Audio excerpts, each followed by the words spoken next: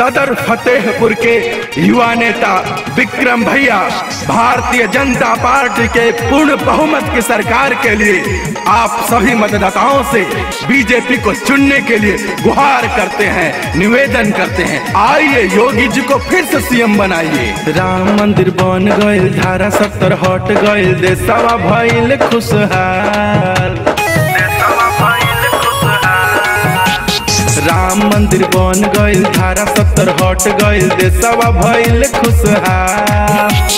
देशवा के गढ़ेले सोना में मढ़ेले मोदी योगी दुनू लाल। देशवा से गरीबी भगाना है, एक ही नारा लगाना है, योगी जी को फिर से जिताना है, बीजेपी का झंडा लहराना है, योगी जी को फिर से जिताना है।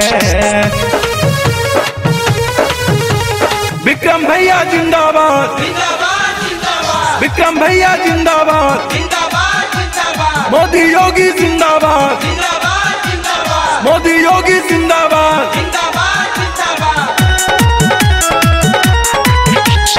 फ्री में मिलेला पेंशन किसान के, गिरे न देले अपन स्वाभिमान के।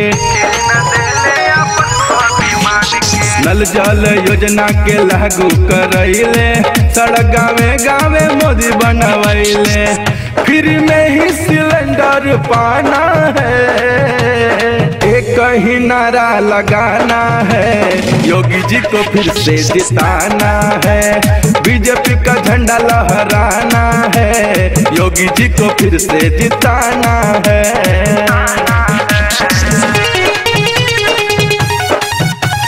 बीजेपी जिंदाबाद, बीजेपी जिंदाबाद, भारतीय जनता पार्टी जिंदाबाद, विक्रम भैया जिंदाबाद।